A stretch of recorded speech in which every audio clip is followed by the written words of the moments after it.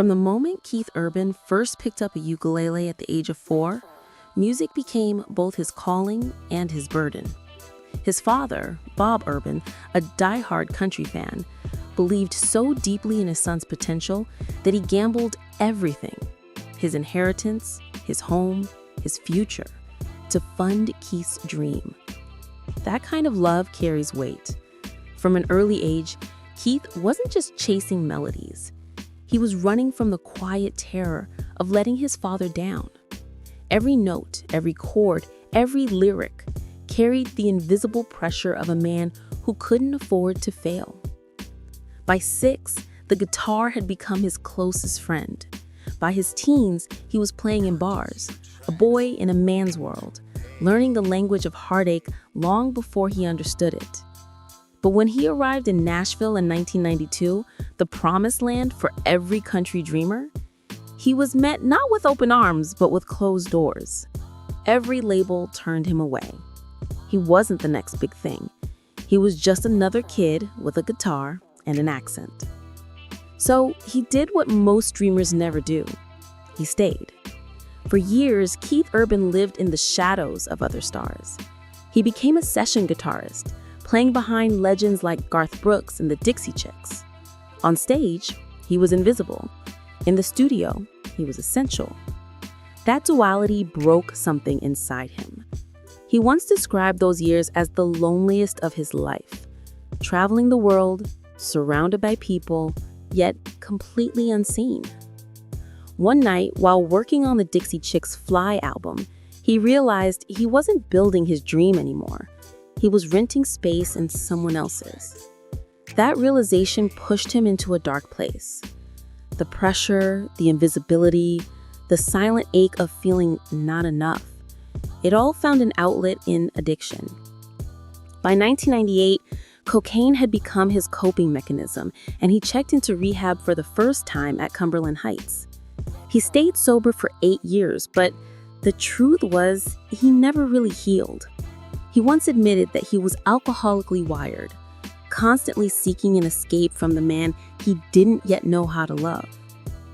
Even as he began writing love songs that topped charts, he confessed they were lies he told himself. Somebody Like You, one of his biggest hits, wasn't written from joy. It was written from longing. It was a portrait of the man he wished he could be. Then came Nicole Kidman. Their meeting wasn't just a romance, it was a redemption dressed in love. But even love has its limits. Just 4 months after their wedding in June 2006, she staged an intervention. Keith was spiraling again, and this time he entered the Betty Ford Center for a 3-month program. That decision marked the beginning of a new kind of recovery, one built not on fame or fear, but on structure and devotion. The couple built their lives in Nashville, far from the bright chaos of Hollywood. They surrounded themselves with real people, grounding their lives in simplicity and presence. But their relationship didn't survive on luck. It survived on discipline. They made a pact early on, the 7-day rule. No matter how demanding their careers became, they vowed to never be apart for more than 7 days. It meant flights across continents, canceled shoots, rearranged tours, all in service of keeping their connection alive. And then there was the no texting rule. It sounds almost trivial in today's world, but for them, it was sacred. Nicole refused to let digital words replace human warmth. She said, "I don't want that between my lover and I."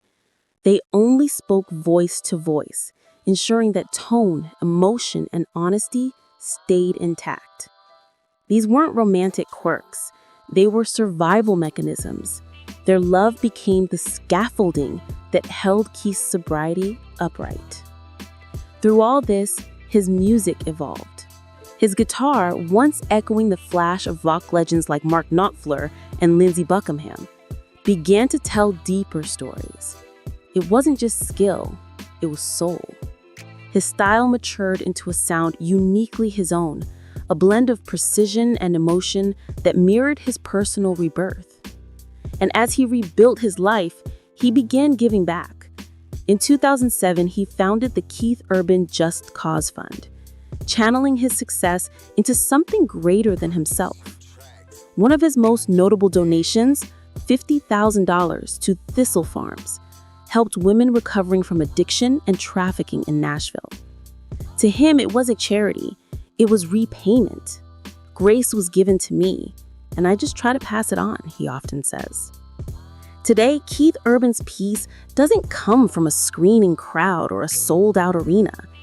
It comes from silence, from being able to sit alone without a guitar, without a pause, and finally feel whole.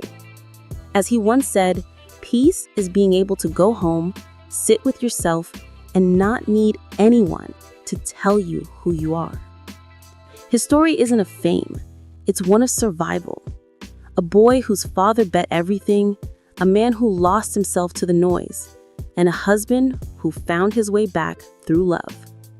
Keith Urban's life is proof that sometimes the greatest music doesn't come from the stage. It comes from the quiet between the songs.